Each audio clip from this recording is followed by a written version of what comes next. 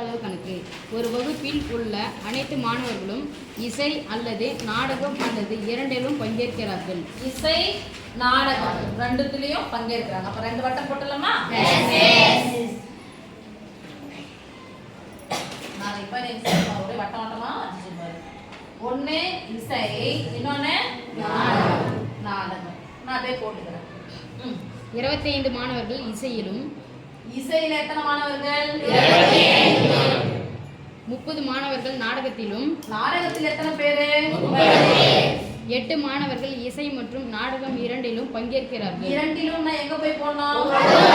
எத்தனை பேர் ரெண்டுலயும்? 8 பேர். இப்போ இசை மட்டும் வேணும்னா யார கழிச்சிடணும்? வரப்ப கழிச்சினா தானே இது மட்டும் கிடைக்கும். வரப்ப எத்தனை பேரு? 8 பேர். கழிச்சிடலாமா?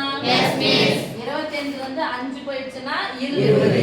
20 வந்து 3 போயிடுச்சுன்னா 8. 5 கூட கூட தானே 8.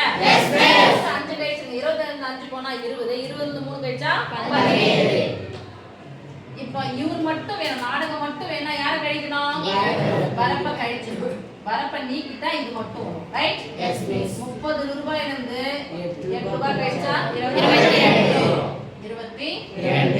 கேள்வி சொல்லு சார். First one, இசையில் மட்டும் பங்கேற்கும் மாணவர்களின் எண்ணிக்கை. இசையில் மட்டும் 17 பேர். அடுத்து Second one, நாடகத்தில் மட்டும் பங்கேற்கும் மாணவர்களின் எண்ணிக்கை. நாடகத்தில் மட்டும் Third one, வகுப்பில் உள்ள மொத்த மாணவர்களின் எண்ணிக்கையை காண்க. மொத்த மாணவர் யாரை கூப்பிட்டு சொல்லுங்க? கேள்வி பதில் சொல்றாங்க.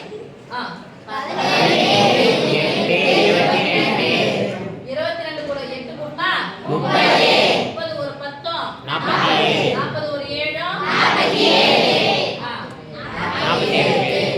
என் நிலத்தை மட்டும் அவன் நிலத்தை மட்டும் அப்புறம் வரப்பையும் சேர்த்துக்கினா தான் மொத்தமா நிலம் கிடைக்கும். அதானே மொத்த மாணவர்கள்.